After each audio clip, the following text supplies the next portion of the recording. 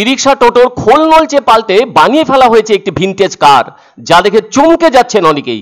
এমন অদ্ভুত রকমের আকর্ষণীয় গাড়িটি পুলিশের চোখে পড়তেই চোখ কপালে ওঠে তাদের, কেননা গাড়ি হলেও তো তার নাম্বার প্লেট থাকবে, সেই সঙ্গে বৈধ অনেক কাগজপত্রও থাকতে হবে।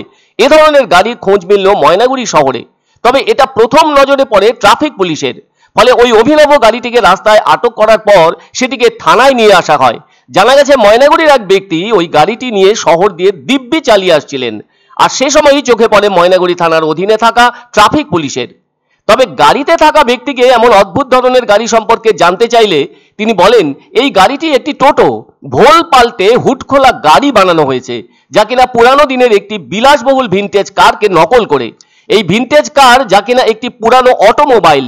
মোটর গাড়ির জগতে ভিনটেজ যুগ ছিল এক পরিবর্তনের সময়।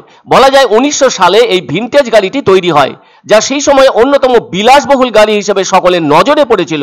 বলা যায় শতাব্দী প্রাচীন এই ভিনটেজ কার যেন বর্তমানকালের মানুষকেও দারুণভাবে আগ্রহী করে তুলেছে, যার প্রকৃষ্ট উদাহরণ টোটোর খোল নলচে বদলে দিয়ে তৈরি করা ভিনটেজ কার, যা কিনা সকলের নজর কেড়েছে।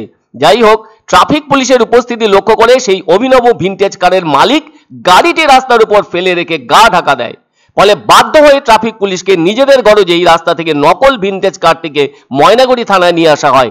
এদিকে যতটুকু জানা গেছে, বিয়ে বাড়িতে ভাড়া দেওয়ার উদ্দেশ্যেই নাকি এই গাড়িটি বানানো হয়েছে।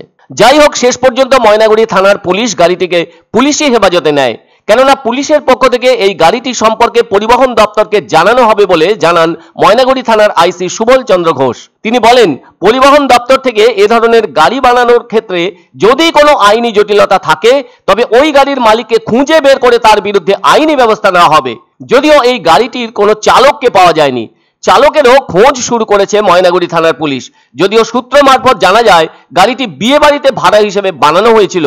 আবার আরেক দিক থেকে নাকি রিসর্টে ভাড়া দেওয়ার বিষয়টিকে মাথায় রেখেই ওই ধরনের পুরানো গাড়ির ধাঁচে বানানো হয়েছিল এই গাড়িটি। ময়নাগুড়ির এক গাড়ি প্রেমী বলেন, তবে সত্যি বড় চমৎকার লাগছে দেখতে, আর বোঝাই যাচ্ছে যিনি তার মাথা থেকে ওই রকম একটি গাড়ির মডেল চিন্তা করে টোটোকে ভিনটেজ কার বানিয়ে সবাইকে চমকে দিয়েছেন, তাকে উচিত এমন চিন্তা ভাবনার জন্য পুরস্কৃত করা। যাই হোক, এমনভাবে টোটোকে অনেকটা বদলে দিয়ে ভিনটেজ কার বানানোর ঘটনা মনে হয় শুধু ময়নাগুড়ির ভেতরেই নয়, রাজ্যের ভেতরই প্রথম হিসেবে ঘটলো।